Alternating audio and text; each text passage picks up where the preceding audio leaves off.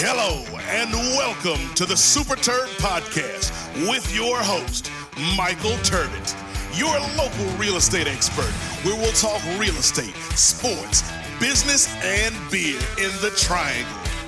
And now, here's your host, Michael Turbot. And welcome to the Super Turd Podcast. I'm your host, Michael Turbot, a.k.a. Coach Turb, a.k.a. Super Turb. And for many that don't know me, this is actually my second podcast, and I'm so excited to be telling my story. My name, again, is Michael Turbot. I'm an agent in Raleigh, North Carolina with the Ida Turbot Group, Coldwell Banker HPW. Been selling real estate now with going on 15 years. Been working with my mother, Ida Turbot, who's been selling now over 30 years. So we've got a lot of great experience.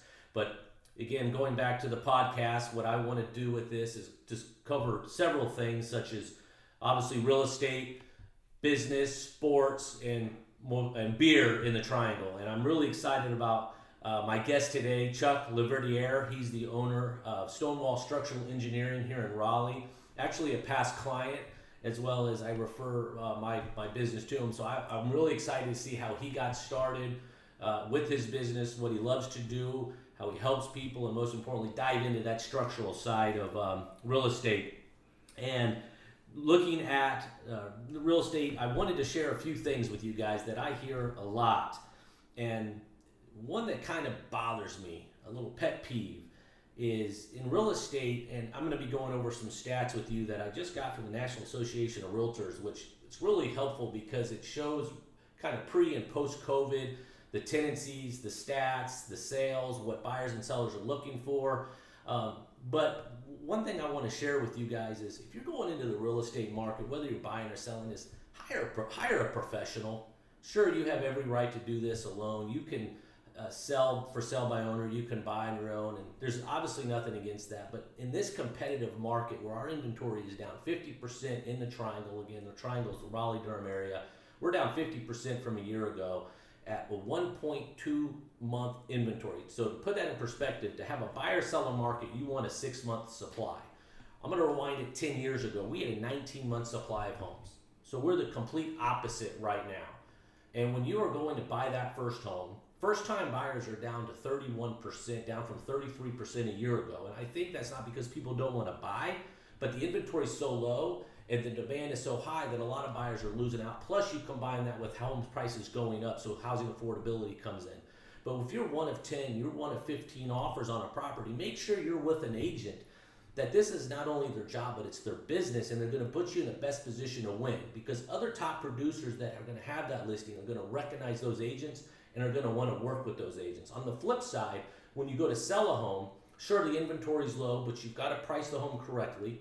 You want to be able to create that urgency and get max value for that property. It came out with the National Association of Realtors that for sell by owners are selling at about 11% less than when they hire an agent. And the reason for that is a lot of times people know who's going to buy their home up front. There's less competition. Maybe it's for convenience, but at least look into the opportunity to hire an agent, get your home on the market, price it correctly, get it ready to sell, and you may be making up that 10%, even more, on the largest investment of your life.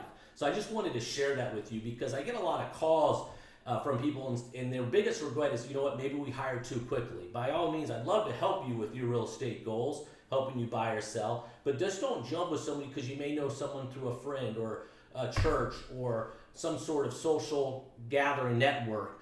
Ask them what they do, what they've produced, what they've sold, how are they going to help you. So really look into that. I believe almost 80-something%, I don't have the exact number, go with the first agent that they talk to. 95% of my business is through referrals because of, people have great experiences. They want to refer business to me. And a lot of times once I talk to people, they want to stick with me, but there's no problems looking at other agents, see how they may fit what you're trying to do. So I just wanted to touch on that. Now to the sports real quick. We just got some news last week. As you know, Tobacco Road here in Raleigh's big. We've got Duke, Carolina, Wake Forest, Chapel Hill, several Division I programs, and college basketball is on the horizon. As you guys know, I coached college basketball prior to getting into real estate, hence hashtag Coach Turb. And something came out that's going to be really weird, man, is Cameron Indoor Stadium is going to have no fans. no fans. The biggest thing, one thing I am most proud of is on March 7th, 2020, I surprised my dad and took him to the Duke Carolina game in Cameron, and that was a bucket list item for him. He did about 9,200 people in Cameron, and it feels like 100,000. So it's going to be really weird how basketball evolves with no fans. I'm not sure what State and Carolina are doing here in the area, or of course across the country. I know they're trying to do tournaments in more of a central location. For example, the Maui Classic's going to be in Asheville. So it's going to be really interesting to see how all this plays out. I know college football is taking it week by week. You're having some games postponed. So obviously basketball is a contact sport, and we'll see. I know I'd love to see it. We didn't have March Madness last year, and I know they're determined to get that done. So that's my little tidbit on real estate, as well as a little bit of sports. And so I am about to take a small break, and on the other side, I'm going to introduce you to Chuck Laverdiere, the owner of Stonewall Structural Engineering. I'm pumped to talk to him. So stay tuned, and we'll be right back. Whether you're buying, selling, or investing in the Triangle, Michael Turbot with the Ida Turbot Group, Coldwell Banker HPW, will put you in position to win. With almost 15 years of real estate experience, Michael and his team will help navigate you through the real estate transaction from beginning to end, always putting your best interest first. In today's competitive real estate market, now more than ever, selecting the real estate professional to assist you with your biggest investment is vital. Please contact Michael Turbot today to find out more on what he and his team do to separate themselves from the rest and help you accomplish your real estate goals.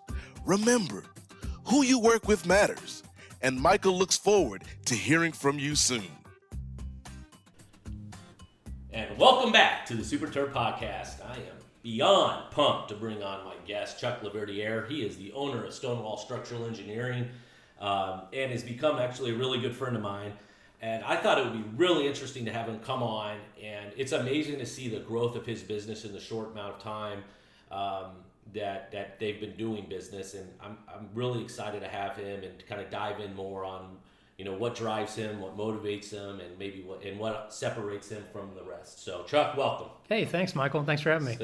So let's start off by this. Where are you from? Oh, wow. So I was born in Maine. Grew up in San Diego, and then met a Southern gal from Lenore, North Carolina, and we moved back to Raleigh in 2009. So now I kind of zigzagged a little bit. My wife's Sarah. Sarah. Yes. I knew that, but yes, life partner and business partner. Now 5?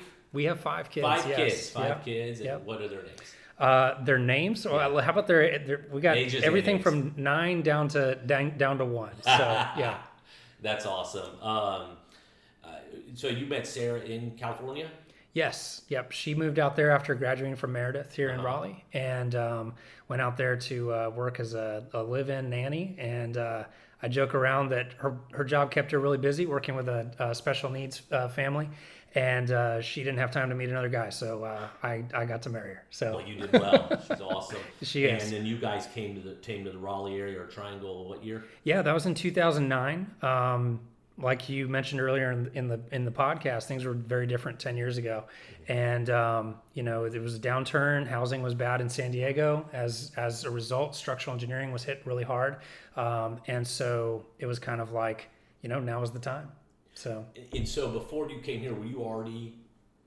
Obviously, you were an engineer. Did you have a company before you came to Raleigh? I worked for a great company in San Diego called HTK Structural Engineers, and learned a lot from one of the owners of the business there, working directly under him. Very cool. Yeah. And so you guys came to Raleigh. Was there a specific reason Raleigh? Was it just somewhere you wanted to raise a family, or did you have ties here, or was that Sarah's ties? Yeah, so at that time in 2009, the country was like a giant ghost town. It was like Texas or the Triangle area.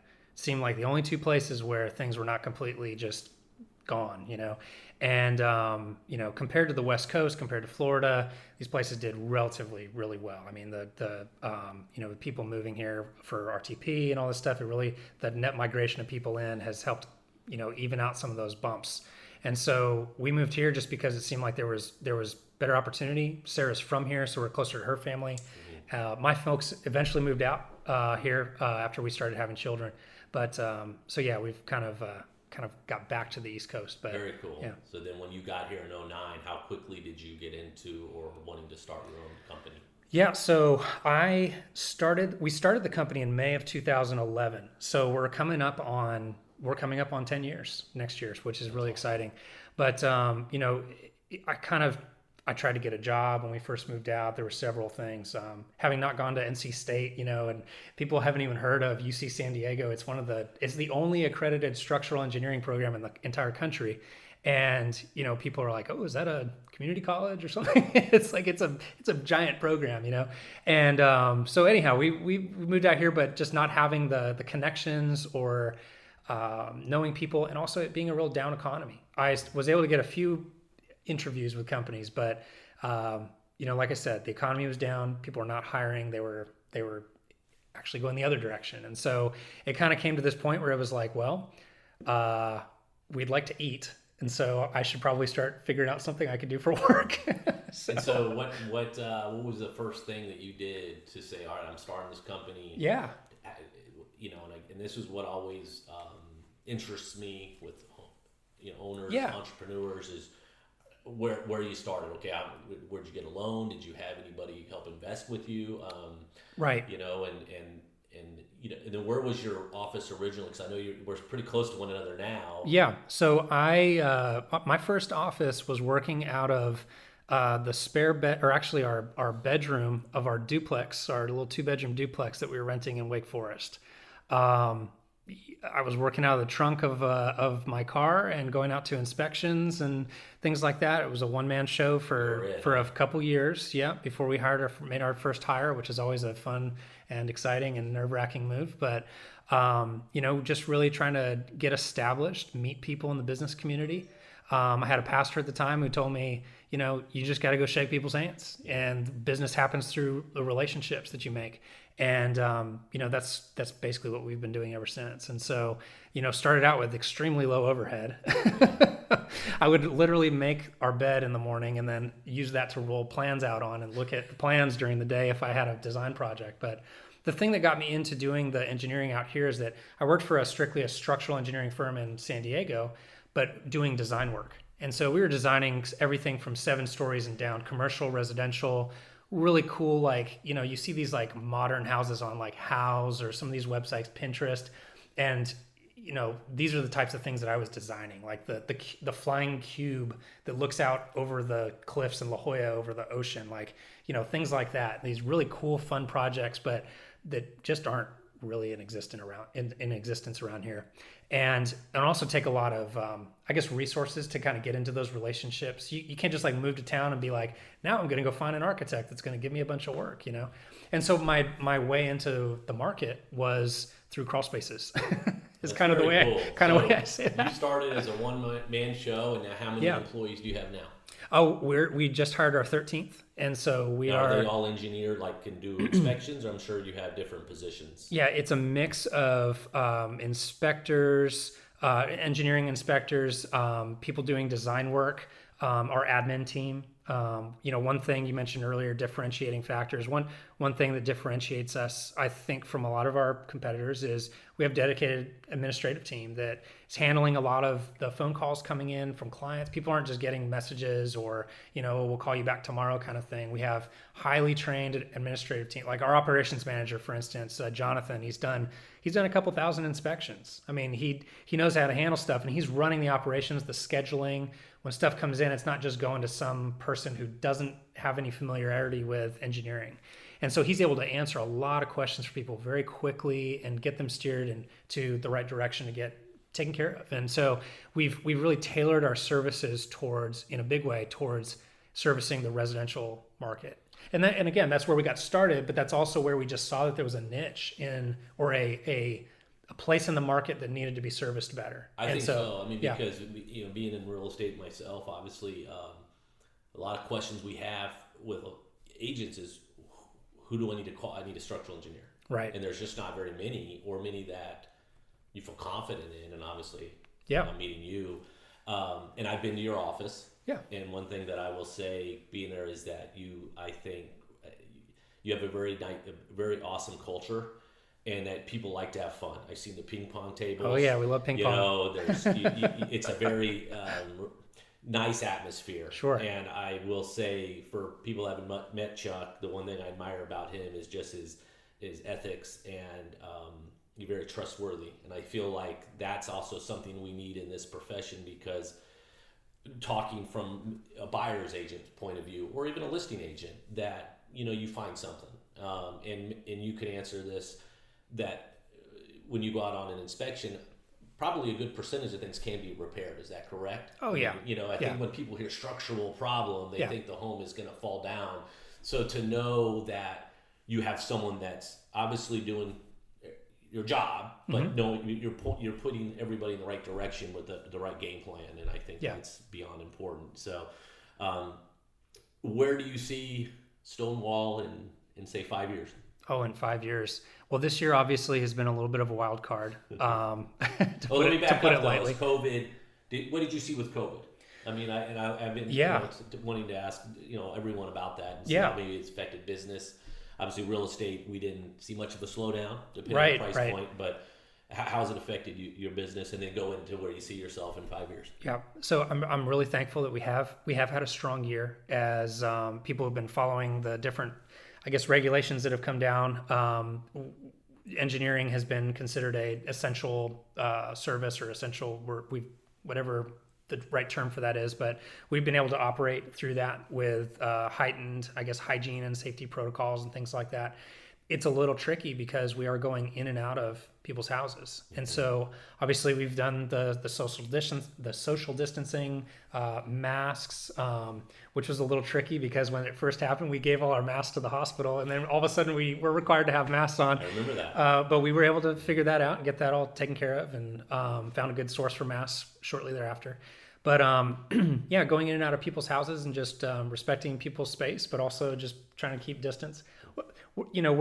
I'm used to wearing a mask because going under houses for 10 years, you're used to that. You don't want to breathe in all the junk in the crawl space. A lot of dust down there. So where in 5 years you see it? Oh, in 5 years we're hoping to have a few more locations. So right now you have the one. We have the one in Raleigh. Yep. Okay. We're basically next door to the Coldwell Banker office at the Ida Turbot Group. So we're in Raleigh right now in a really central location. We're able to zip out to Durham, Cary, Chapel Hill. I mean, really from this location, we've gone as far west, I think, as Boone, and as far east as Wilmington. I mean, oh wow, so you're statewide. Oh yeah, and with the staff that we have, we're not really we're able to be flexible like that and get out to different places and not be sacrificing our local clients in order to go service someone that's far out. And that's good to know. I didn't know you're statewide, so that's really cool. Yeah. All right. So lastly here, tell everybody listening, I'm going to ask you two more questions. Yeah. One, what's the craziest thing you've seen on an inspection? Oh my goodness. Wow. I know you probably got quite a few, but what's one that you just have to tell everybody about, or whether it's funny, what you found? Oh, it's crazy. It's kind of like inside funny. It's always, because we're always, I mean, our chat, our local messaging thing for the company internally, it's every day it's something new. I mean, we like to have fun. We've got a bunch of people on the team that enjoy being outdoors, enjoy solving problems, enjoy crawling into those tight spaces and being like, hey, I've solved this, and now we're able to fix it and help someone out with their house. But as a result, we're seeing stuff that most people don't see, And so, I mean, when it can be just something that's just, you touch it with your hand and it falls apart because it's got so many termites in it, or I guess the funniest thing is probably people who have gone through, and I guess the term out here is bless their heart. They've tried to do their own repair. Don't quit their day job, right? Right. And Trust me, we see that with people trying to paint and do carpeting and. We've seen one in particular that comes to mind it's on our Instagram account, where it looks like someone disassembled, like a 57 Chevy or something, or maybe a 37 Chevy. You got a hubcap on the ground with a tree trunk coming off of it to support something up in the floor system. And it's I think our caption on that post was, there is a better way, let us help you with this, But hey, not to say that didn't get the job done, but at the same time, let's find a way. And so, who was the most influential person in your life in regards to whether it may be work ethic or maybe told you something that has stuck with you that's helped build what you're building and continuing that on with your family and or employees? Wow, that is a good question. There was an engineer who sort of gave me some counsel very early on, like before I was even really going out and meeting those business owners. And he knew that I wasn't really, my wheels were kind of spinning at the time. And, something he told me was, and he was a structural engineer. He's a structural engineer in Florida. And I thought for sure he'd be retired by now, but he's still not. He's still going. He told me, Chuck, it's not rocket science. And, I've applied that to many different things, not just the engineering that we do, which, to some people it does seem like rocket science. And I'm not saying it, I'm not trying to oversimplify what we do. But if you try to overcomplicate the things, whether it's your business processes, whether it's defining your culture, whether it's the actual work you're doing and you're delivering to your clients, you can trip yourself up all over the place. But if you kind of sit down and simplify things and look at how you can accomplish them, I think that was some really good advice. And it's kind of something that I actually go back to often to think about. It's not rocket science. Let's figure out how to solve this problem. Yeah. And lastly, when you're not under houses, what do you enjoy doing? Oh, wow. We did mention I have 5 kids. Mm-hmm. So spending time with kids. We homeschool as well, if that's not and we were doing that before. It was like the thing that everyone was doing as of this year. But we're,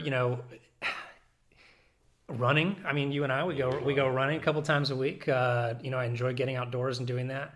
But really, it's like, I joke around with my wife. It's like, people ask me what I do in my free time, and it's like, I have 5 kids and a business. It's like there's not a lot. So we try to make we try to really swing the curve hard when it comes to like striking the life work balance. I don't try to do like equal on each side. I try to dig in really hard on the work side and then dig in really hard on the life side.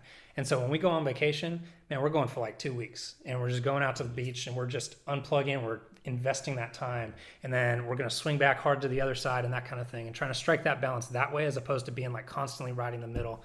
And so we like to go on trips. We just got back from the mountains. We're planning on going to the beach and later this year and stuff like that. I really enjoy those trips with family. Yeah. Very cool. Yeah. Very cool. Well, this is awesome. Before you go, if you want, I'm going to also put it in the comments when we post, but let everybody know how they can reach you. Yeah. So, our website, stonewalleng.com, that's ENG, like the first 3 letters of engineering. There's, if someone needs to reach out to us for an inspection, there's a chat feature on there that is like manned pretty much 24/7. I mean, people are always surprised at what times of day they get an answer back from our admin team. They can call us at 919-407-8663. Perfect. Yeah. All right. Well, I'm going to be right back. We got our local beer of the week segment coming up next. Do you want to hang out with me? Absolutely. And try the local beer of the week? Sounds great. I'm excited about this. And all right, guys, we'll be right back. Stay tuned. Listen to this message. We'll be back on the other side with your local beer of the week. Whether you're buying, selling, or investing in the Triangle, Michael Turbot with the Ida Turbot Group, Coldwell Banker HPW, will put you in position to win. With almost 15 years of real estate experience, Michael and his team will help navigate you through the real estate transaction from beginning to end, always putting your best interest first.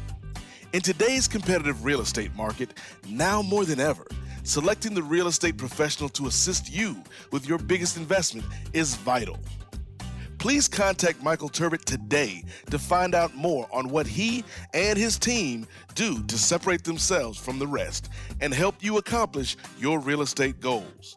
Remember, who you work with matters, and Michael looks forward to hearing from you soon.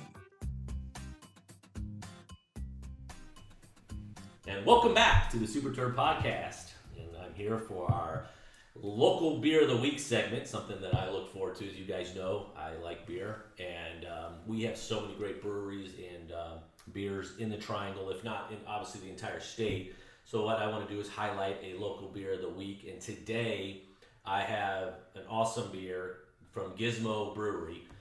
My wife, this is actually my wife's favorite. It's very tasty. It's the Beekeeper Honey Wheat Ale, and I bought this at one of my favorite places, and it's Taylor's Wine Shop. Taylor's Wine Shop's been a staple in North Raleigh for 30 years. When we moved here in 1986, it was variety pickup, and it's still across the street from my parents' neighborhood, Pannonia.